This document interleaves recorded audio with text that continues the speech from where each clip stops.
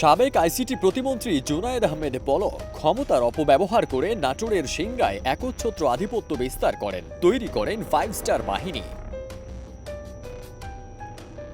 ওয়ালটনের পণ্য কিনে জিতে নিতে পারেন নগদ 20 লক্ষ টাকা। Double million offer, Walton fridge কিনে পেতে পারেন 20 লক্ষ টাকা। রয়েছে কোটি কোটি টাকার নিশ্চিত উপহার। আত্মীয় স্বজন, বন্ধু ও অনুগত ব্যক্তিদের দখলে রাখতে দলীয় পদ পদবি থেকে জনপ্রতিনিধির চেয়ার সবই ব্যবহার করেছিলেন। আর ভিন্ন মতের হলে কেউ ছাড় পেতেন না, সে যে দলেরই হোক। আওয়ামী লীগ সরকারের সাবেক এ প্রতিমন্ত্রীর বিরুদ্ধে তথ্য প্রযুক্তি খাতে হাজার হাজার কোটি টাকার দুর্নীতির খবর এসেছে গণমাধ্যমে। তথ্য প্রযুক্তির উন্নয়নের নামে পালাক্রমে প্রকল্প নিয়ে শত শত কোটি টাকা লোপাটের অভিযোগ উঠেছে তার বিরুদ্ধে। প্রতিমন্ত্রী হওয়ার পর তার ব্যক্তিগত সম্পদ বেড়েছে বহুগুণ।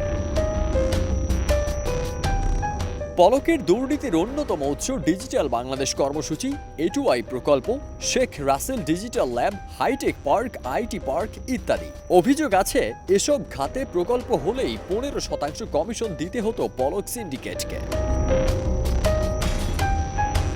জানা গেছে টেলিযোগাযোগ ও আইসিটি খাতে 2010 থেকে 2024-25 অর্থ বছরে 65,000 কোটি টাকা বিনিয়োগ করা হয়। এর মধ্যে বাংলাদেশ হাইটেক পার্ক কর্তৃপক্ষের 50,58,27,000 টাকার অনিয়ম ধরা পড়ে। পাশাপাশি কোটি কোটি টাকার মালিক হয়েছেন নিজের 5 স্টার বাহিনীর সদস্যরাও। পলকের স্ত্রী আরিফা জেসমিন কণিকা পেশায় স্কুল শিক্ষিকা হলেও তিনিও গত 15 বছরে হয়েছেন কোটি কোটি টাকার মালিক। 2008 সালের নির্বাচনে ধার দেনা করে খরচ যোগানো পলকের নগদ 30 ও তার স্ত্রীর ছিল 50,000 টাকা। 2024 সালে নির্বাচন কমিশনে দাখিল করা হলফনামায় পলক উল্লেখ করেন তার কাছে নগদ 1,17,41,112 টাকা আর তার স্ত্রীর কাছে আছে 45,65,991 টাকা। কিন্তু একাদশ জাতীয় নির্বাচনের হলফনামায় তার স্থাবর অস্থাবর সম্পদ বেড়ে হয়েছে 2,70,00,000 আর স্ত্রীর হয়েছে 3,84,00,000 টাকা। এভাবেই গত 15 বছরে পলক সম্পদ বানিয়েছেন প্রায় 140 গুণ আর স্ত্রীর বেড়েছে 162 গুণ, বাস্তবে আরও কয়েকশো গুণ বেশি।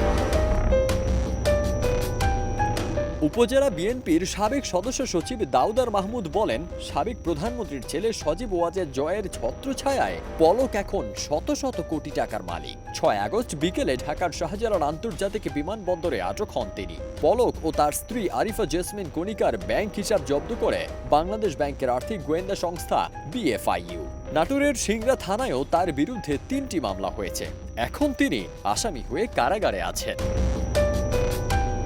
ফারদিন সানি, দেশ রূপান্তর।